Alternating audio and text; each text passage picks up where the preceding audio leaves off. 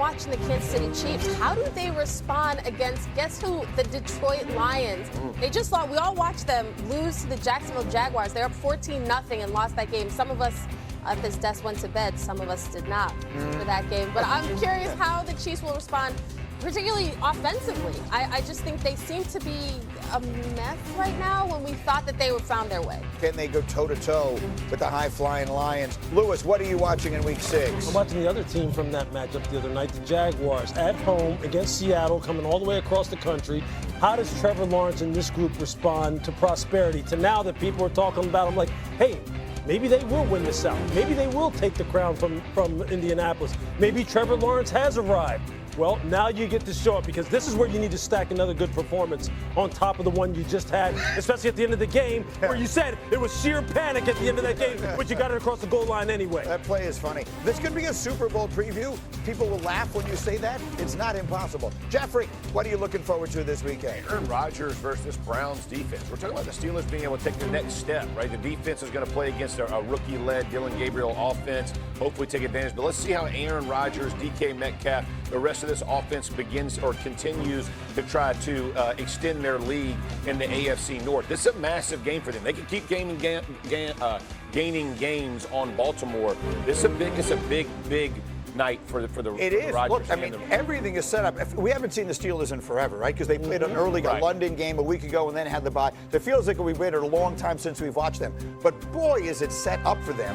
Yeah. The Ravens have fallen apart. They've cratered. And in there, the other two teams in their division have just swapped quarterbacks in what can only be described as a ridiculous trade. In Cincinnati, the Bengals have acquired Joe Flacco from the Browns. So the in-division, in-state trade, Flacco to the Bengals. Jake Browning has been struggling, and that's putting it kindly, in Cincinnati since replacing Joe Burrow. He's thrown 8 interceptions over parts of 4 games. Let's face it, the Bengals have been non-competitive, so they're taking a stab at something here. And Kimberly, you say to yourself, well, what's he going to do? Could Flacco be on the field as soon as this weekend?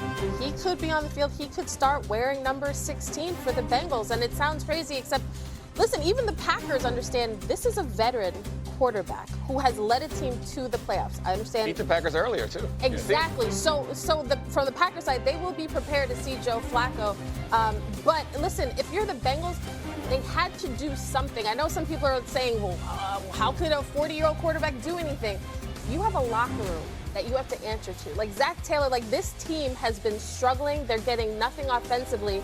And you got to prove to Jamar, you got to prove to Chase and every other veteran that we're not giving up on a season where there's still a possibility, albeit small, however, we don't know, that Joe Burrow could be back this season. But it all depends if Joe Flacco could keep them afloat. So we talked about the Cincinnati side of this a little bit earlier. It's a shot, whether it none of us have particularly high hopes for it, but they're trying something. It seems to be the guy they identified, and they've done it. Let's go to the other side of it.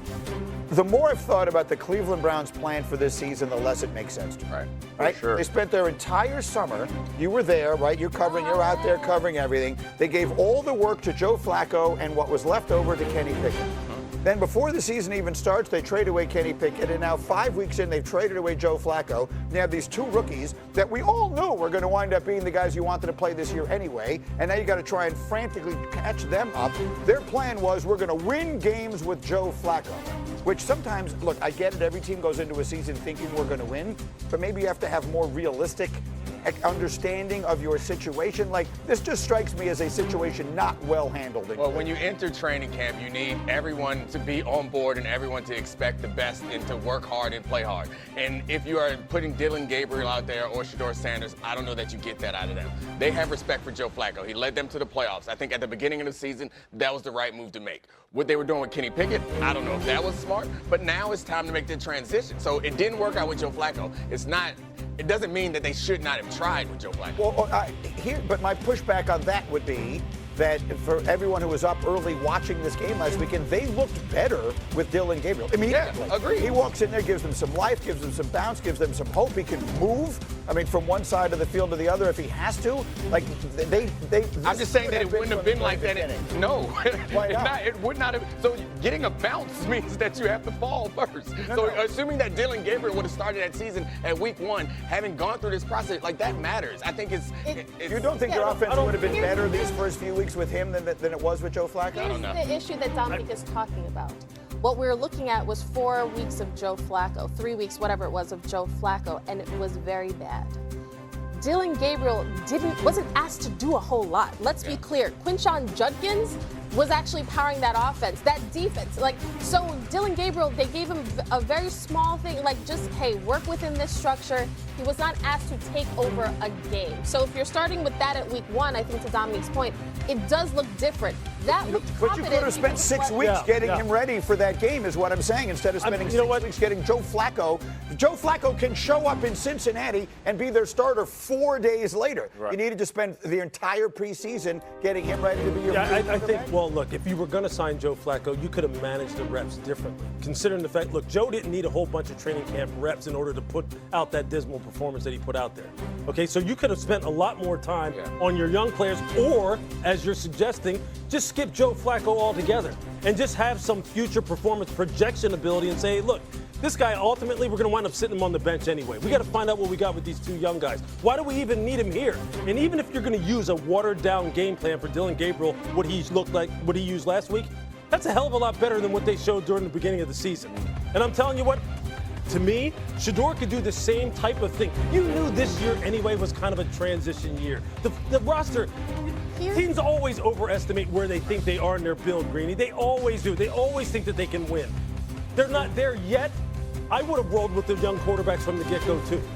I think it's clear what Kevin Stefanski wanted to do. I think the Kenny Pickett angle of him getting hurt in the preseason really threw a monkey wrench into things for this team. Jeff, go. I think I'm with Meek on that. I would have started a vet early because you think you have a good enough defense. Maybe you can run the ball a little bit, buy some wins, steal some wins, kind of like the Green Bay thing. When you realize it's not going to happen, why they kept Flacco as 2, didn't just promote Sanders, and then have a plan of, all right, we're going to go 4 weeks with Gabriel, we're going to go 4 weeks with Sanders, and we'll see how it gets, because they do have to plan for the future. Because at the end of this, they don't know if they've gotten any better without the guys actually playing on Sundays. That matters. If you saw, because Flacco wasn't going to be there next year either way, right? You think about the long-term vision of this football team. I think they expected their offense to be better than it was, but I would have went with a trusted vet before I would have done it. But you know what? See, if I was Kevin Stefanski, if I was management, Joe would have had to have blown me away in training camp. Yeah. Meaning he had to have been lighting it up in order for me to go into the season and say, okay, we're going to start with him now. Because if he looked similar to the way he looked in the regular season, but I think I would have pivoted in training camp. But you and I, they're going more on past performance. Like I know, but they don't believe that there's a cap on their offense with Joe Flacco. They were wrong, but they think that they can put anything in with that bet. Right. I think that we forget sometimes, and I'm guilty of it also, is that we can make these practical decisions that don't take into account the emotions of the people that they affect. So walking out there and saying, 3rd round pick Dillon Gabriel is your quarterback, you don't know what that does to the locker room. A quarterback that you had that has taken you to the playoffs is a different feeling. And maybe it was wrong, but we can't look back on it and act like it's a rational